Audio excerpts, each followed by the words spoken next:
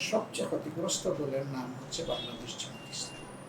অন্য কোনো দলের একেবারে তাদের প্রধান ব্যক্তি থেকে শুরু করে দলীয় প্রধান থেকে শুরু করে সিরিয়ালি 11 জন মানুষ এই সরকার কারোই হত্যা করেনি। একমাত্র দল হচ্ছে জামাত ইসলামী। আর কোনো দল এটা বলতে পারবে না যে তাদের সবগুলো অফিস এই সরকার সিলগালা করে রেখেছে পুরা সময়টা জুড়ে। এটা একমাত্র জামাত ইসলামী। জামাত ইসলামী সেই দল যেই দলের নেতৃবৃন্দের উপর আক্রোশ মেটাতে গিয়ে সরকার বোলডোজার দিয়ে ঘর বাড়ি ভেঙেছে। আর কোনো দলের এটা হয়নি। বাকিগুলো হয়তো কিছু কিছু মিলবে, কিন্তু এই তিনটা মিলবে না। সর্বশেষ আর কোনো দলকে নিষিদ্ধ করেছে শুধু জামাত ইসলামী। এই 4 পয়েন্টের দিক থেকে কাছাকাছি তো কেউ নেই, সমকক্ষ কেউ নেই, কারোর সাথে কোনো তুলনা চলে না। হ্যাঁ, কারো হয়তো লোক বেশি মারা গেছে, কারো লোক বেশি জেলে গেছে, কারো বিরুদ্ধে মামলা বেশি হয়েছে, এগুলো আমরা সত্যকে আমরা অস্বীকার করব না। কিন্তু যদি আমরা ক্ষতির গ্রেভিটিটা চিন্তা করি, তার গুরুত্বটা চিন্তা করি, তাহলে জামাত হচ্ছে সবচেয়ে বড় নির্যাতিত দল। কিন্তু আমরা মূল থেকেই বলে আসছিলাম, এই হঠাৎ করে বিপ্লবের সময় না, দীর্ঘদিন ধরে আমাদের সহকর্মীদেরকে, দেশবাসীকে আমরা বলে এসেছি যে আল্লাহ তাআলা যদি এই জুলুমতন্ত্র থেকে মানুষকে উদ্ধার করেন, তাহলে জামাত ইসলামী ব্যক্তিগতভাবে কারো উপর প্রতিশোধ নেবে না, আইন হাতে তুলে নেবে না। যা হবে আইনি প্রক্রিয়াকে সম্মান করে হবে। আপনারা দেখেছেন যে এত বড় একটা পরিবর্তনের পরে আজ পর্যন্ত কোনো মিডিয়া বলতে পারে নাই, কোনো ব্যক্তিও বলে নাই যে জামাতে ইসলামীর লোকেরা কোথাও কারো জায়গা জমি দখল করে ফেলেছে, কারো অফিস দখল করে ফেলেছে, কোনো প্রতিষ্ঠানের নিয়ন্ত্রণ নিয়েছে, অথবা কারো কাছে চাঁদা দাবি করেছে, কারো ইজ্জতে করে হামলা করেছে, কারো জীবনের উপরে হামলা করেছে, কাউকে খুন হত্যা করেছে, কেউ বলতে পারে। হ্যাঁ, এখন দেখি মাঝে মাঝে ডাবিং করে হোক অথবা সুপার এডিট করে হোক কিছু বাজে জিনিস ছেড়ে দেওয়া হয়, কিন্তু সাথে সাথে জনগণ ধরে ফেলে।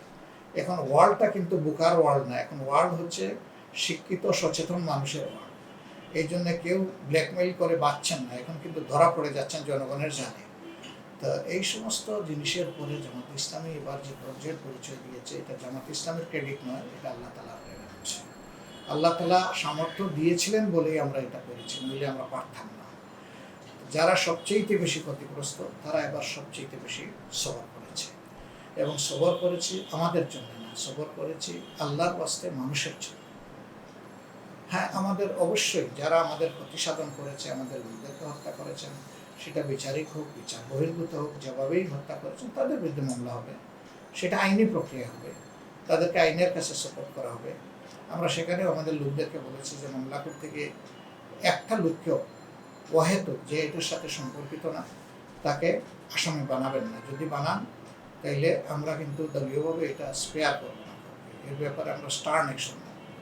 আলহামদুলিল্লাহ এখন পর্যন্ত আমাদের বিরুদ্ধে এই অভিযোগটাও নেই। মামলা যে হয় নাই একেবারে তা না, অল্প হোক বিস্তর হোক যাই হোক হয়েছে, কিন্তু কেউ বলতে পারেনি যে মিছামিছি কারণ আমি এই মামলায় আমরা ঢুকিয়ে দিয়েছি। আমরা শুনি মাঝে মাঝে 100, 200, 500 লোকের নামে মামলা হয়েছে, আমরা ওইরকম করবো না। আমরা ডেফিনেটলি যে অপরাধী তাকেই আমরা মামলায় চিহ্নিত করে তার বিচারটা ছিল। এমনকি আমাদের নেতৃবৃন্দকে যারা বিচারিক আদালতে ফার্সিক্যাল ট্রায়ালের নামে হত্যা করেছেন, কনকক্টেড ট্রায়ালে, আমরা তাদের বিরুদ্ধে মামলা করব, কিন্তু সেটা হবে আইনের ভিত্তিতে। আমরা আইন হাতে তুলে নেব। আচ্ছা, তো এমনি বিশ্লেষকরাও বলছেন এই সমস্ত জায়গা থেকে জনগণের আস্থা তৈরি হওয়াই তো কথা। যে এত বড় বিপদের পরে তারা এত বড় ধৈর্যের পরিচয় শুধু দেয়নি, বরঞ্চ এই সময়টা আমরা কী করেছি, এই সময়টা আমরা করেছি যারা শহীদ হয়েছে তাদের পরিবারের কাছে গিয়ে তাদের কাছ থেকে দোয়া চেয়েছি, যতটুকু পারি আমাদের সামর্থ্য অনুযায়ী তাদেরকে আমরা সান্ত্বনা দিয়েছি। এরপরে কিছু শহীদ পরিবার যারা একেবারেই বিপন্ন হয়ে গেছে তাদের ব্যাপারে আমরা কিছু দায় দায়িত্ব আল্লাহর উপর ভরসা করে নিয়েছি। আহত যারা হয়েছেন তাদেরকে আমাদের সামর্থ্য অনুযায়ী আমরা সেবা দিয়ে যাচ্ছি, আমরা বন্ধ করিনি। আমরা শুরু করেছিলাম, এটা কন্টিনিউ করবো। দেশে বিদেশে বিভিন্ন জায়গায় আমরা তাদের সহযোগিতা করার চেষ্টা করছি। মাঝখানে বন্যা হয়েছে, সেই বন্যায় আমাদের লোকরা আমাদের সামর্থ্য অনুযায়ী মানুষের পাশে চলে গেছে। এগুলো তো বিবেকবান মানুষ এবং সাধারণ নাগরিক সবাই তো দেখে। এগুলো দেখার পরে তারাই ডিসাইড করবে যে আগামী দিনে তাদের আস্থা কার উপরে রাখবে। আমরা এটা দাবি করি না যে আমরা বিশাল দল, আমরা দাবি করি না আমরা সরকার গঠন করব, আমরা দাবি করি না এই বিপ্লব আমরা করে দিয়েছি। আমরা মনে করি যে এই বিপ্লব 18 কোটি মানুষ করেছে।